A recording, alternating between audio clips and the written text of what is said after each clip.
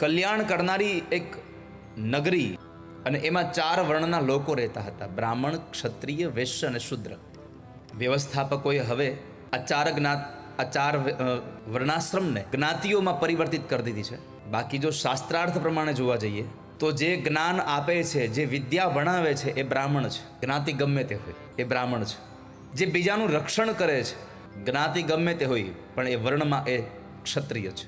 કારણ કે ક્ષત્રિયનો ધર્મ છે બીજાનું રક્ષણ કરવું, બ્રાહ્મણનો ધર્મ છે બીજાને જ્ઞાન આપવું, વૈશ્યનો ધર્મ છે વ્યવહાર કરવો, વ્યવસાય કરવો, વ્યાપાર કરવો. બ્રાહ્મણ જ્ઞાતિમાં જન્મને લઈને પણ જો કોઈ વ્યાપારનો ધંધો કરતો હોય તો એ વર્ણ વ્યવસ્થા પ્રમાણે એ વૈશ્ય છે અને સેવા કરવી એ શૂદ્રનો ધર્મ છે. તો 4 વર્ણના લોકો આ નગરીમાં રહે છે. પોતાના કર્મની અંદર તત્પર રહેલો એ માણસ પોતાના કર્મમાં ખરો પણ વળી પાછું સત્ય સાથે. મહાભારતમાં સત્ય અને અસત્યના ઉચ્ચારણની કથા દાદા ભીષ્મ અને યુધિષ્ઠિરની વચ્ચે બહુ સુંદર સંવાદ છે. યુધિષ્ઠિરે પ્રશ્ન કર્યો, દાદા સત્ય અને અસત્યના ઉચ્ચારણની મને સંજ્ઞા આપો. દાદાએ કહ્યું કે બેટા, આ સંસારમાં તારું સત્ય બોલવાથી પણ જો કોઈને હાનિ થતી હોય તો એવી જગ્યાએ સત્ય ન બોલવું જોઈએ, અને તારા અસત્ય બોલવાથી કોઈનો પ્રાણ બચી જતો હોય તો એવી જગ્યાએ પણ અસત્ય બોલી નાખવું જોઈએ.